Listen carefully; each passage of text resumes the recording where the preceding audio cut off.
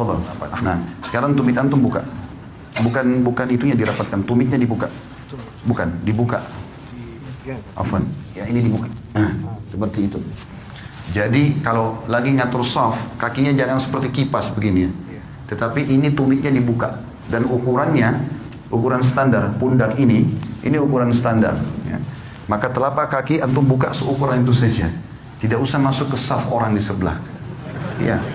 Ini serius memang karena kadang-kadang ada orang badannya kecil kakinya besar gitu kan. Atau dia ikuti sejadahnya. Nah ini manfaatnya kalau kaki rapat begini, otomatis betis juga ketemu, pundak pun ketemu. Ini yang masuk dalam hadis Nabi SAW. Siapa yang sholat seperti ini tidak akan dimasuki oleh syaitan di antara safnya. Sebagaimana Nabi SAW mengatakan, rapatkan dan luruskan saf kalian, jangan buat ada celah buat syaitan. Karena kalau dia ada, dia akan mengganggu sholat. Oke? Sekarang antum balik ke sana, balik ke teman-teman supaya dilihat. Tata cara sholatnya, coba takbir Allahu Akbar seperti yang kita sudah pelajari. Ya, ininya dihadapkan ke depan, ini rapat ya. Ini jarak kurang lebih 1 jengkal dari sini. Tidak usah dikakukan tangannya, coba. Ya, ininya juga sejajar sama ini atau sejajar sama kuping. Ini nggak usah ikut pundaknya, tangannya aja. Ya, antum nggak usah takut, saya tidak hukum. Coba dilenturkan saja, lihat saya, dilenturkan saja tangannya. Gak usah kaku, ini semuanya ke depan dan rapat. Sejajar dengan pundak atau sejajar sama kuping, ya. Ya, ini ujung kuping. Dan ini standar tadi saya bilang. Ini standarnya. Takbir, kalau mau ruku juga Allahu Akbar, ya. Kalau mau sujud juga sama nanti.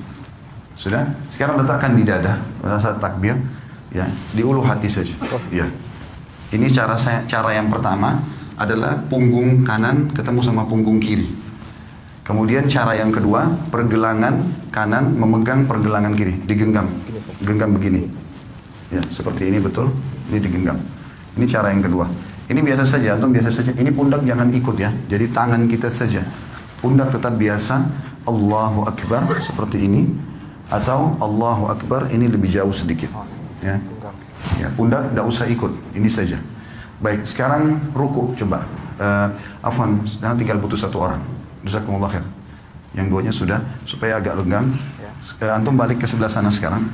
Coba ruku. Sekarang ruku. Allahu Akbar, dari awal, dari antum seperti normal lagi sholat. Tangannya di dada, antum takbir. Allahu Akbar, mata ke tempat sujud. Ya, ini digenggam lututnya. Ini masih melengkung, ya. Baik, ini caranya, antum turun, dadanya dinaikin, kepalanya lurus ke depan, kepala lurus lagi, ya, ya seperti ini. Sekarang ini dipertahankan ya. Oke, coba lihat saya. Kalau saya sebentar Afwan, kalau miring dibilangin ya. Kalau saya di rumah saya praktikin pakai cermin, lalu saya praktikin ruku itu. Allahu Akbar, ini saya genggam, kemudian ini saya tahan begini. Rata nggak? Ya, seperti ini. Ini terasa paha di belakang ketarik, ya. Kepala juga ke depan. Ini yang disunnahkan Nabi SAW. Kalau antum pakai cara seperti ini, mau sejam pun rukuknya nggak masalah. Jangan turun, jangan juga naik begitu. Ya. Seperti ini dan perhatikan siku ini jauh dari tulang rusuk ya. Dan ini ditekan, ini kita tekan ke dalam. Saya sekarang tekan ke dalam dan paha saya ketarik. Coba foto. Ya, rukuk Allahu Akbar. Ya, ini sudah mulai. Tinggal Afwan, kepala antum, nggak usah lihat ke beliau. Dagunya turun lagi, ya, gitu. Oke, ini masih naik lagi, jangan naik. Nah, gitu. Nggak usah lihat orang, lihat tempat sujud. Oke, baik. Kurang lebih seperti itu ya. Nah, cara praktik ini penting karena Nabi SAW rukuk seperti ini. Dan beliau dikatakan kalau taruh bejana tidak tumpah, ya. Sama dengan kalau bangun juga begitu dari rukuk. Kembali ke awal. Begitu bangun dari ruku, Allahu Akbar, kita bangun, Sami Allahu liman hamidah. Mata jangan kemana-mana, tetap bersujud. Ini tadi bisa 2 cara, bisa seperti ini, atau diletakkan di sini ya. Ada yang belum kita pelajari tentang masalah sujud, tapi saya akan praktekin sekarang. Sudah jazakallah khair. Kalau mau ikut sama sebentar bisa. Sujud ini ada 2 cara, bisa turun lutut dulu, baru telapak tangan, atau telapak tangan dulu baru lutut. Dua-duanya bisa.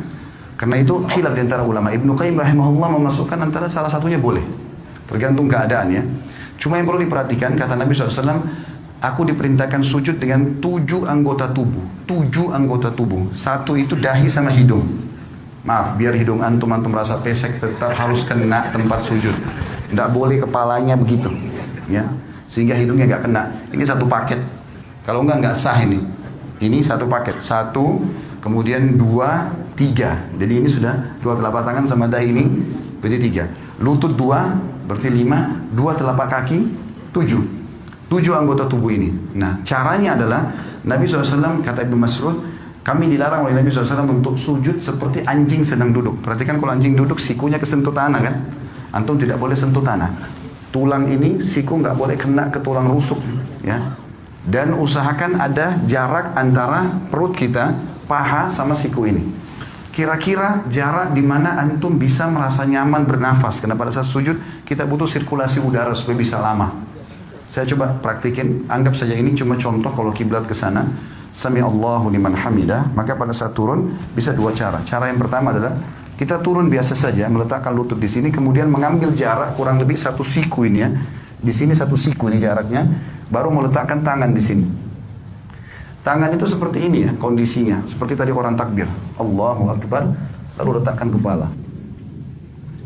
Yang perlu diperhatikan adalah telapak kaki juga harus rapat. Saya menghadap kiblat sekarang, Afwan. Pada saat turun ini, kemudian letakkan jarak seperti ini, baru Allahu Akbar. Jangan begini ya, terlalu dekat sehingga tidak bisa bernafas, atau ada juga orang terlalu jauh.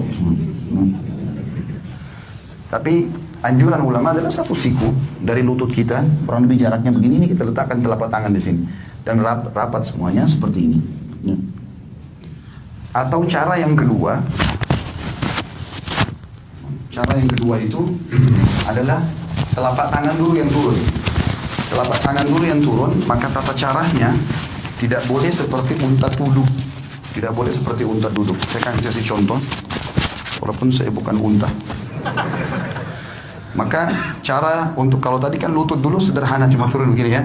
Sekarang kalau mau telapak tangan dulu, maka caranya adalah turunkan badan dulu seperti mau turun lutut tadi. Misalnya sudah dekat, baru kemudian letakkan telapak tangan ke depan. Seperti ini. Ya. Yang dilarang itu seperti unta itu kalau orang turun begini. Nah, begitu juga nih pada saat berdiri. Orang berdiri dari sujud nggak boleh begini. Ya. Tetapi dia duduk dulu. Ya. Saya ulangi. Jadi kalau orang turun sujud yang kedua, kita turun seperti agak mendekati tempat sujud, kemudian baru letakkan telapak tangan ke depan, barulah kita sujud ya. Duduk di antara dua sujud, menegakkan seluruh ruas tulang belakang sampai terasa dada terbusung ke depan, jari-jari tetap rapat, ujung jari-jari berada di ujung paha. Kemudian kita sujud lagi, Allahu Akbar. Setelah itu pada saat mau berdiri duduk dulu. Sunnah Nabi SAW duduk dulu, duduk seperti ini. Dan ada dua cara. Cara yang pertama menekan paha untuk berdiri ke atas, atau menggenggam telapak tangan ditekan lantai untuk menopang tubuh ke atas. Jadi topang ini saja ke atas ya, seperti ini. Dan kita tidak boleh sebagaimana tadi saya bilang berdirinya seperti unta itu ya. Terakhir tinggal masalah tahiyatnya saja. Tahiyat ini khilaf di antara ulama tentang dua jenis duduk, namanya iftirash atau tawarruk. Dua ya, iftirash atau tawarruk. Apa itu iftirash? Iftirash itu duduk seperti di antara dua sujud. Itu namanya iftirash ya. Kalau tawarruk, warak itu artinya bokong. Kita meletakkan bokong kita di tanah. Nah ini khilaf ulama. Kapan dikerjakan iftirash, kapan dikerjakan tawarruk? Imam Syafi'i rahimahullah berkata, duduk tawarruk, tahiyat seperti ini. Yang kita duduk ya, seperti ini. Ini namanya tawarruk karena bokong kita duduk di tanah. Ini kata Imam Syafi'i rahimahullah, dikerjakan setiap kali mau salam. Mau sholatnya 1 rakaat saja, mau 2 rakaat, seperti misalnya witir 1 rakaat. Ya tetap aja antum duduknya pada saat tahiyat, karena mau salam tawarruk. Ya. 2 rakaat juga seperti sholat sunnatul fajr atau sholat subuh, sama tawarruk. Nanti lebih dari itu pun, misalnya rakaat maghrib 3 rakaat atau isya 4 rakaat, semuanya kalau mau salam tawarruk. Kalau jumhur ulama, Imam Ahmad dan Imam Malik mengatakan tidak. Kalau sholat di bawah 3 rakaat, seperti witir 1 rakaat, atau sholat sunnatul fajr 2 rakaat, walaupun mau salam duduknya iftirash, duduknya seperti ini. Tawarruk itu hanya dikerjakan duduk yang seperti ini, itu dalam pendapat jumhur ulama, nanti kalau sudah lebih dari 2 rakaat, seperti rakaat ketiga maghrib, rakaat keempat isya, baru duduknya tawarruk. Dua-duanya ini boleh ya, karena ini khilaf diantara ulama, kita nggak boleh nyalain orang. Jadi kalau antum lihat ada orang tahiyat kedua, ya tahiyat akhir misalnya, sholat subuh duduknya begini, jangan disalahkan. Karena itu pendapat Imam Malik dan Imam Ahmad, dan itu jumhur ulama. Mereka mengatakan justru kalau lebih dari 2 rakaat, rakaat ketiga baru kemudian duduknya tawarruk ya. Tapi Imam Syafi'i mengatakan tidak. Jadi kalau ada yang sholat witir pun 1 rakaat sudah iftirash tawarruk, maka itu berarti mengikuti mazhab Syafi'iyah. Tinggal yang saya mau titik-beratkan teman-teman masalah salam dan tata cara mengubah dari iftirash ke tawarruk. Sekarang kan kalau iftirash itu seperti ini. Telapak kaki kiri kita dipakai duduk ya. Bagaimana caranya mengubah ini dari ini ke tawarruk? Perhatikan ya.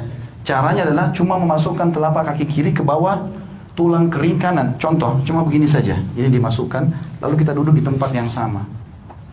Jangan begini, karena banyak orang kita begitu. Dia duduk begini langsung dia dorong orang ke sana. Jadi ini kena, semua kena. Dia nggak bisa duduk. Jadi cara yang benar adalah hanya memasukkan ini ke bawah sini saja. Dan duduk di tempat yang sama. Tidak berubah apa-apa. Saya tidak mengubah apa-apa di sini. Maka ini posisi yang harus diperhatikan. Begitu juga dengan masalah salam. Pada saat kita sudah selesai membaca tahiyat, tentu tahiyat sunnahnya ada yang mengatakan pada saat syahadat mengangkat jari, ada yang mengatakan juga nanti dari awal sudah at-tahiyat itu sudah mengangkat ya. Dan hadis riwayat Tirmidzi khilaf antara ulama tentang masalah itu, tentang hadis Nabi SAW bahwasanya gerakan jari di tasyahud lebih keras bagi iblis daripada cambukan besi. Ada yang menghasankan, ada yang melemahkan. Kalau saya termasuk yang berpegang pada menghasankan hadisnya, sehingga menggerakkan jari itu, menggetarkannya bagian daripada sunnah Nabi SAW. Intinya antum setelah baca tahiyat tinggal salam. Dikatakan Nabi SAW kalau salam terlihat pipi putih atau putih pipi beliau oleh makmum di belakang. Jadi seperti ini. Assalamualaikum warahmatullah. Terasa ini tertarik. Tahan sebentar, baru Assalamualaikum warahmatullah. Badannya nggak usah ikut salam ya. Cuma leher saja. Assalamualaikum warahmatullah. Assalamualaikum warahmatullah. Sampai situ.